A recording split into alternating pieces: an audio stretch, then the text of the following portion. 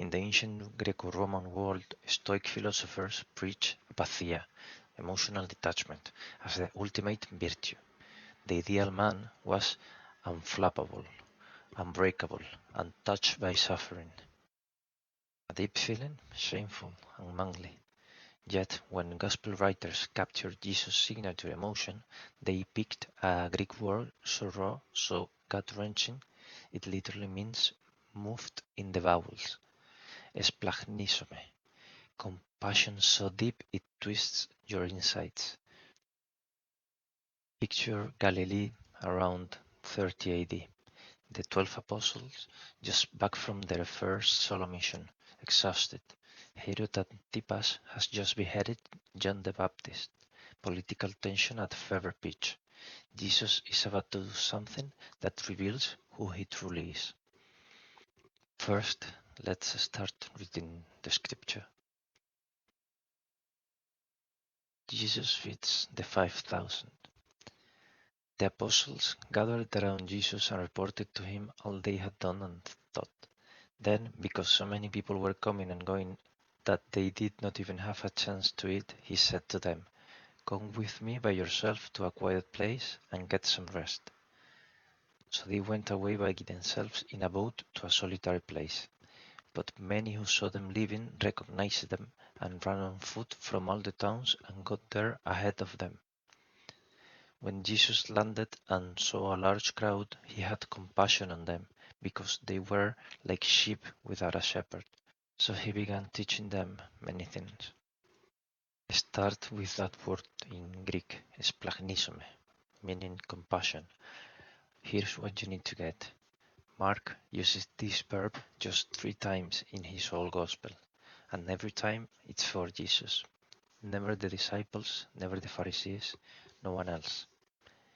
But in Jewish tradition, there was a word for this compassion, rachamin, in Hebrew, from rechem, womb, maternal mercy. And in the Hebrew scriptures, this kind of compassion, it was reserved for God alone. Here Isaiah 49:15. Can a mother forget her nursing child and have no compassion on the son of her womb? Or Jeremiah 31:20. Is not Ephraim my dear son? My heart yearns for him. I will surely have compassion on him. Origen of Alexandria, one of the 3rd century sharpest minds, nailed what Mark was doing. He wrote, "He who is beyond suffering as God suffers for love of the people." His heart was moved with feeling, and not only moved, he heals them of all their diseases, frees them from evil. Jesus' compassion isn't just a nice human trait, it's God's compassion itself, now pulsing in human veins, felt in human guts. When Jesus sees the crowd and feels splagchnizomai, we are witnessing the invisible God made visible. We are seeing how God feels about us. That's why Mark saves the word for him alone. Now, what does Jesus really see to trigger this God-level mercy? Mark says they were like sheep without a shepherd. To us today, it might sound like a sweet metaphor. Jesus pitied for lost folks. But to a 1st century Jew, sheep without a shepherd wasn't just a metaphor, it was code. Straight from Ezekiel 34, one of the Hebrew Bible's powerhouse prophecies. Woe to you, shepherds of Israel, who only take care of yourselves. Shouldn't shepherds take care of the flock? My sheep were scattered without a shepherd. I myself will search for my sheep. I will place over them one shepherd, my servant David, and he will tend them. When Jesus eyes the crowd and calls them like sheep without a shepherd, he's saying 3 things at once.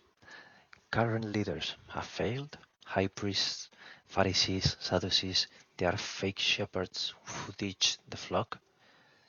He's saying his Ezekiel's prophecy fulfilled, the Messiah shepherd God promised, and his compassion, God's own. John Chrysostom, Constantinople's golden-mouthed preacher, got it right. Around year 390, preaching on Jesus as Good Shepherd, he said, I quote, "Rightly did Christ, as shepherd, cry out, I am the good shepherd. I heal the sick, restore the weak, bind the injured, bring back the strays, seek the lost. I saw Israel's flock diseased, the fold dragged to demon's lair, the herd harried by wolves, and what I saw I didn't leave wanting. The good shepherd lays down his life for the sheep." Between 249 and 262, a brutal plague swept the Roman Empire. Historians peg it as smallpox or measles. 5,000 dead a day in Rome alone. Rich pagans fled cities, leaving behind even family. The corpses piled in the streets. Christians, they stayed, organized, and cared for the sick, including outsiders. Dionysius, Alexandria's bishop, wrote around 260, quote, "Most of our Christian brothers showed boundless love and loyalty, never sparing themselves. Nursing the sick, they met every need fearlessly. Many, caring for and curing others, took death upon themselves and died in their place. Our finest brothers lost their lives this way. Pagans did the opposite. They shoved out the sick, fled dearest kin, dumping them roadside before death. This wasn't charity, it was Christ imitation." So, bring it home. And here's my question for you. Who's the sheep without a shepherd that God's putting in your path right now? Because the truth is, Jesus' compassion didn't stay heavenly. It became flesh.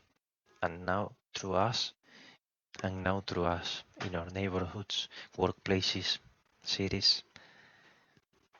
If you stayed until here, thanks for listening. Here am I, daily. Peace and blessings.